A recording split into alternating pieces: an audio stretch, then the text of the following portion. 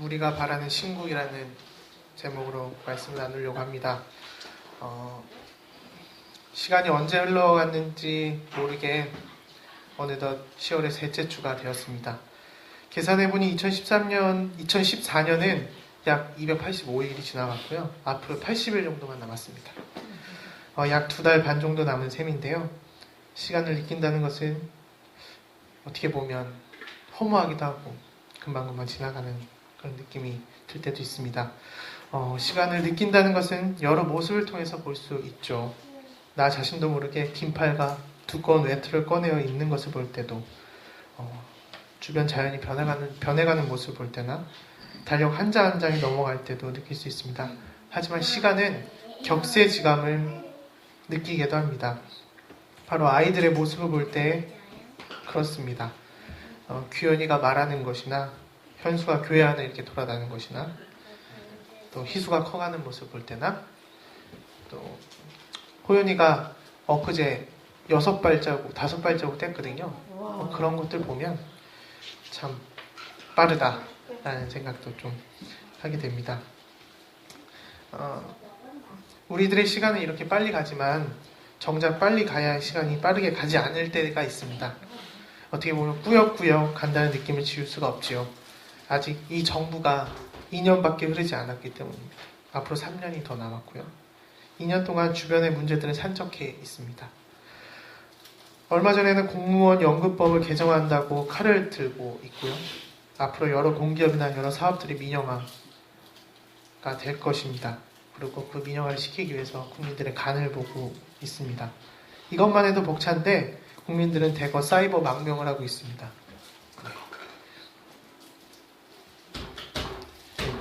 네, 저기 또 저번처럼 전기가 나는 줄 알고 네, 그랬는데 아니군요. 네, 망명을 하고 있어요. 사이버 망명을 하고 있는데 이미 텔레그램 가입자 수가 300만이 넘었다고 합니다. 텔레그램 회사에서 한글 버전을 준비하고 있다라고 해서 트위터에서 이제 멘션을 날렸었는데 우리 도와줄 사람 모집한다고 해서 여러 사람들이 호응하는 걸 또 볼 수 있습니다. 우리나라는 IT 강국이 아니라 이제 IT 탄압 강국이라고 누가 이렇게 올렸더라고요.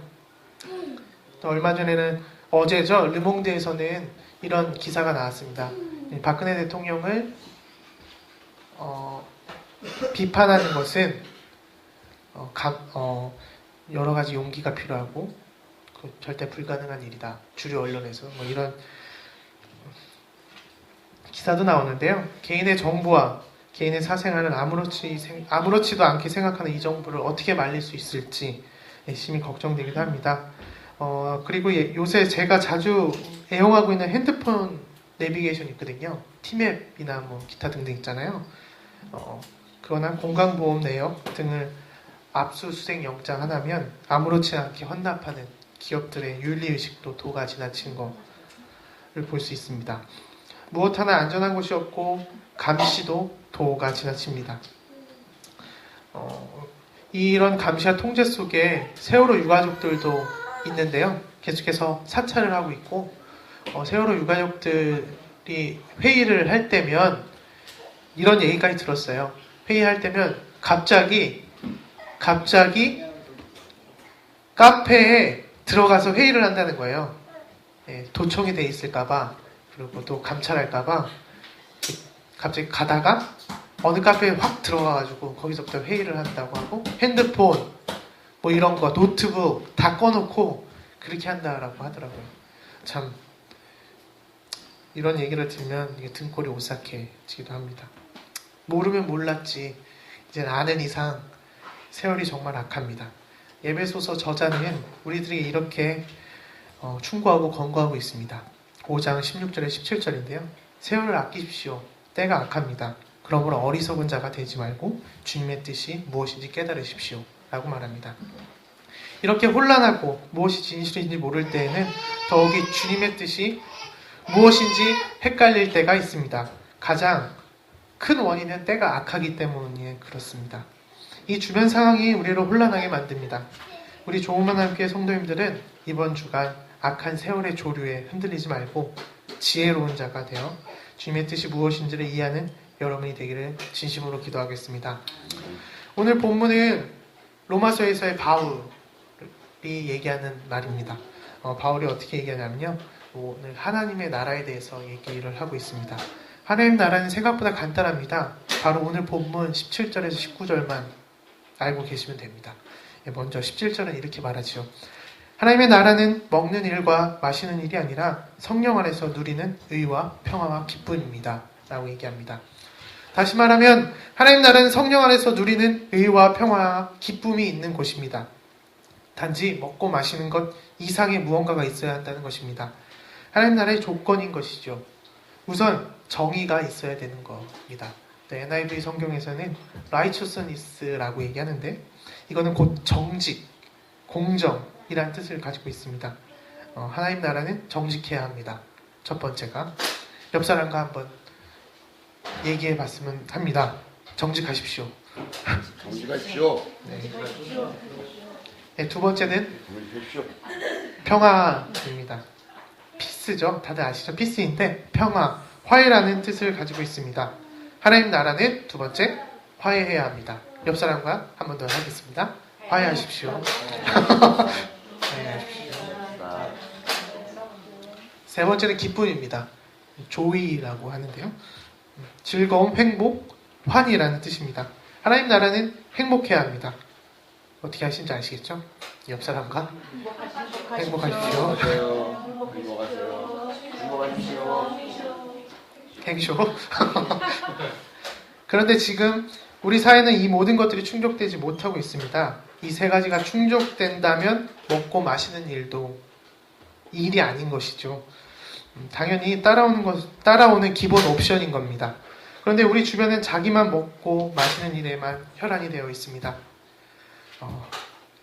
지금 우리 사회가 공정하고 정직하다면 먹거리 문제, 원산지 문제, 유통 문제 등이 충분히 해결될 문제이고 불법 사찰, 불법 선거, 비리 등이 애초에 일어나지 않을 수 있습니다.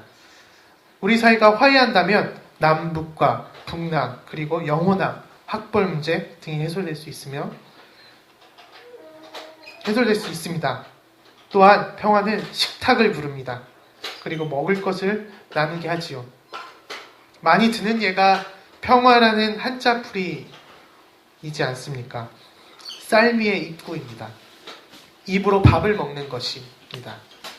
사회가 행복하다면 나만 행복하는 것을 넘어서 서로 행복할 수 있는 방향, 서로가 즐거울 수 있는 방향을 생각할 것입니다. 그러면 직장생활, 학교생활 등이 행복하고 모든 것이 우리들의 놀이가 될 수 있고 그곳은 놀이터가 됩니다. 이렇게 하실 수 있나요? 직장생활이 놀이터가 될 수 있나요? 네. 이것이 로마서의 바울이 말하는 하나님의 나라입니다. 본문 17절에서 다시 한번 보면요. righteousness와 peace와 joy 앞에는 matter of라는 그 영어가 단어들이 붙는데요. 이게 문제라고 번역합니다. 그래서 17절을 다시 거칠게 해석해보면 이렇습니다. 왜냐하면 하나님의 나라는 성령 안에서 의의 문제, 평화의 문제, 그리고 기쁨의 문제이기 때문입니다. 라고 해석할 수 있는데요. 하나님의 나라가 이룩되고 이룩되지 않는 것은 이 세 가지의 문제를 어떻게 푸느냐에 달려 있습니다. matter를 동사로 표현하면 중요하다라는 뜻도 가지고 있는데요. 하나님의 나라는 이 세 가지 문제가 상당히 중요한 것입니다. 그래서 먹고 마시는 것을 해결해 주었다고 해서 하나님 나라가 오는 것은 아닙니다. 하나님의 나라가 오는 것은 먹고 마시는 것을 넘어서는 정의와 평화와 기쁨이 있어야 하는 것입니다. 어떻게 좋은 만남 교회 성도님들은 하나님의 나라에 살고 계십니까? 네, 아멘도 나오고 그러네요. 네, 18절에서는 다음과 같이 말합니다. 그리스도를 이렇게 섬기는 사람은 하나님을 기쁘게 해드리고 사람에게도 인정을 받습니다. 공동 번역에서는 이렇게 번역하고 있는데요. 한번 들어보십시오. 이러한 정신으로 그리스도를 섬기는 사람은 하나님을 기쁘게 하고 사람들의 인정을 받습니다. 이렇게 그리스도를 섬기는 것은 또 그리스도를 섬기는 것, 하나님을 기쁘게 하는 것입니다. 곧 그리스도를 섬기는 것 자체, 또 그리스도를 섬긴다는, 그리스도처럼 살겠다고 하는 다짐을 하는 모든 그리스도인들은 의와 평화와 기쁨의 문제를 해결하기 위해서 살아야 하는 것입니다. 이것이 하나님을 기쁘게 하는 일이고 제가 서두에서 말했듯이 에베소서에서 말한 주님의 뜻입니다. 그렇지만 이건 못지않게 중요한 것이 있습니다. 사람에게도 인정받는 일입니다. NIV에는 더 완곡한 표현을 써서 be approved라고 쓰는데요. 이거는 승인받다라는 단어를 쓰고 있는 겁니다. 지금 우리가 하나님의 나라를 이룩하기 위해서 또 이룩하기 위한 것을 주변 사람들에게 어느 정도 승인을 받아야 한다는 것입니다. 하나님의 나라를 이룩한다는 것은 그리스도인들만 하는 것이 아닙니다. 모두가 다 같이 하는 것이죠. 그리고 서로의 하나님의 나라에 대해서 설명하고 공감하고 다 같이 한 걸음 걸을 수 있을 때 만들어가는 것입니다. 그 때를 신앙인이라고 만들어가는 것이죠. 신앙인으로서 이것의 첫걸음이 나를 위한 기도가 아니라 다른 사람을 위한 기도도 될 수 있고 이 기도가 시작일 수도 있습니다. 근데 이런 일들이 쉽지만은 않죠. 제가 지내보면서 느끼는 거는 그냥 싫은 사람이 있어요. 이게 어쩔 수 없는데 그냥 싫은 사람이 있습니다. 이게 마음을 열 수가 없어요. 의와 평화와 기쁨이 나타나지 않습니다. 그 사람과 있으면 하나님 나라가 아니에요. 네, 그런 지점들이 있는데 어떻게 하면 신앙인들이 그냥 싫은 사람을 그냥 사람으로 볼 수 있을까? 그 사람은 사람으로도 보지 않잖아요. 그냥 싫은 사람인데 이런 것들을 어떻게 해결해야 될지 마음 공부만으로도 안 되는 거고 책을 많이 읽어서도 안 되는 거고 그렇다고 기도를 많이 해서도 안 되는 거고 어떻게 해야 되는지 참 고민스러울 때가 있습니다. 여러분들은 그냥 싫은 사람에게 하나님의 나라를 느껴보셨습니까? 아니면 그러면 여러분들은 예수님이겠죠? 예. 또 다른 교단을 또 만들어도 되지 않을까 하는 생각도 들기도 합니다. 그래서 다른 사람을 위한 기도가 헨리 나우엔의 기도의 삶에서 이렇게 말합니다. 좀 긴데요. 제가 쭉 한번 읽어드릴게요. 다른 사람들을 위해 기도한다는 것은 그들을 나의 일부로 삼는다는 뜻이다. 다른 사람들을 위해 기도한다는 것은 그들의 아픔과 고통과 불안과 외로움과 혼돈과 두려움이 내 가장 깊은 내면에 스며들게 한다는 뜻이다. 그러므로 기도란 곧 기도하는 대상이 된다는 것이다. 병든 아이, 두려운 어머니, 고민하는 아버지, 불안한 10대, 성난 학생, 좌절한 파업 노동자가 되는 것이다. 기도하는 것은 동료 인간들과의 내적 일체감 속으로 깊이 들어가는 것이다. 우리 안에서 우리를 통해 그들도 성령이 치유하시는 능력을 입을 수 있도록 말이다. 그리스도의 제자로서 우리가 형제 자매들의 짐을 지고 그들의 상처를 당하며 제 아픔마저 함께 나눌 수 있을 때 우리의 기도는 그들의 기도가 되며 자비를 구하는 우리의 외침은 그들의 외침이 된다. 긍휼의 기도는 고통받는 자들을 하나님 앞에 데려온다. 단지 오래전 거기서 상처받은 자가 아니라 지금 여기 내가 가장 깊은 내면에서 상처받은 자로 데려오는 것이다. 이렇게 우리 안에서 우리를 통해 다른 사람들이 회복된다. 라고 말하고 있습니다. 현재 한국교회 그리고 좋은 만남 교회가 우리 주변 사람들에게 이런 회복의 역사가 일어나고 있습니까? 일어나지 않는다면 역사가 일어나기를 간절히 바랍니다. 이런 회복을 통해서 하나님 나라가 완성되기를 바랍니다. 마지막으로 19절 말씀입니다. 19절은 다 같이 한 목소리로 읽어보겠습니다. 그러므로 우리는 서로 화평을 도모하는 일과 서로 덕을 세우는 일에 힘을 씁시다. 아멘. 지금 우리에게 로마서의 바울은 이렇게 권고하고 있습니다. 우리 각자는 하나님의 나라를 이룩하는 데에 최선을 다해야 하지만 우리가 서로는 서로에게 화평을 도모할 수 있게 덕을 세울 수 있게 권고하고 힘을 합쳐 나가야 한다고 말하고 있습니다. 예, 이것이 마지막 영어입니다. Mutual Edification이라고 하는데 이거는 고양한다는 겁니다. 서로 고양한다는 것, 상생한다는 뜻인데요. 서로 한 단계 더 고양한다는 것입니다. 고양된다는 의미인데요. 다시 말해서 서로 한 단계 높은 경지, 곧 높은 성화에 이룰 수 있는 것입니다. 여기에 모인 공동체가 서로 화평을 도모하고 덕을 세우는 것은 우리 모두가 한 단계 신앙의 업그레이드가 된다는 뜻입니다. 이것이 하나님 나라를 이룩할 수 있는 열쇠입니다. 이 열쇠만 가지고 우리는 하나님의 나라에 들어가거나 지금 이 세상에서 하나님의 나라를 누릴 수 있을 것입니다. 말씀을 마치겠습니다. 칼바르트는 로마서 강해에서 이 부분을 주석하면서 이렇게 말합니다. 우리가 유혹의 크기에서 약속의 크기 측정을 배울 수 있는 때가 와야 될 것인가? 이것은 곧 우리가 종교개혁의 토대 위에 서 있다고 하는 사실과 결부된 약속이다. 종교개혁을 통해서 우리는 우리말로 된 성서를 읽게 되었고 이렇게 성서를 누구나 해석할 수 있는 기회를 얻었습니다. 이는 누구나 사제가 될 수 있고 누구나 하나님 앞에서 개인의 기도와 청중 앞에서 설교를 할 수 있다라는 것입니다. 이게 우리의 신학적으로는 아무런 문제가 되지 않고 절대 목회자의 권위를 훼손시키는 것이 아닙니다. 이것이 중세시대에 갇혀 있었던 인간의 법 안에 있는 기독교를 해방하는 것입니다. 이 종교개혁을 통해서 우리들에게 더 넓고 강대한 하나님의 약속이 있다는 것을 깨닫게 하는 것입니다. 한마디로 하나님의 약속의 크기가 다른 약속의 크기보다 커서 이 약속의 크기를 믿고 또 신뢰하고 나아가야 된다는 것인데요. 그렇게 된다면 우리의 삶 속에서 하나님은 더 큰 약속으로 우리에게 오실 거라고 확신합니다. 이어서 바르세는 말합니다.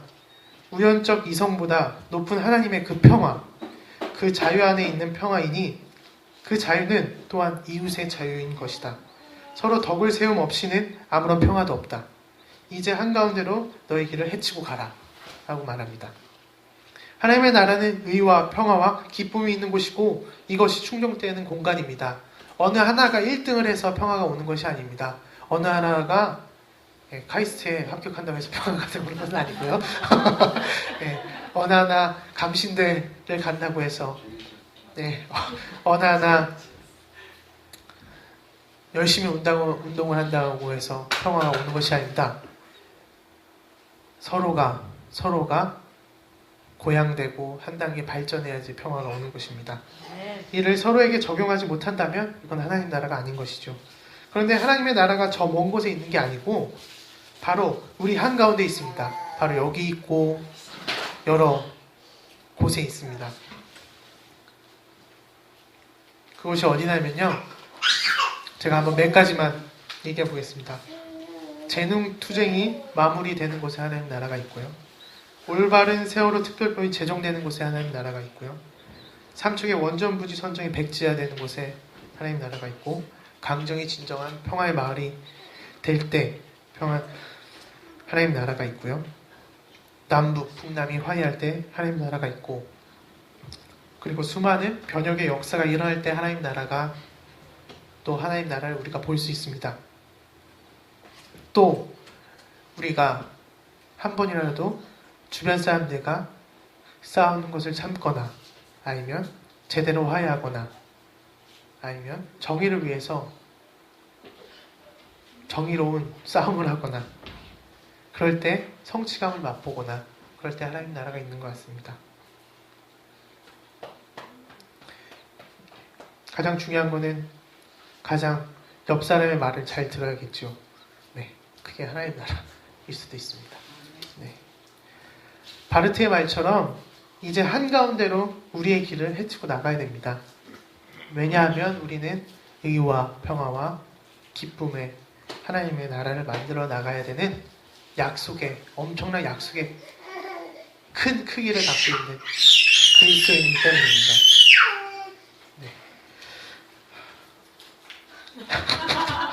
하나님 나라 얘기하는데 그렇게 되는데요. 우리 좋은 하나님께 성도님들과 또 우리 그 주변에도 하나님 나라가 펼쳐지고 그 약속의 크기를 믿고 그 약속을 지키시면서 다른 사람에게도 인정받는 우리 좋은 하나님께 성도님들이 되기를 간절히 기도하겠습니다.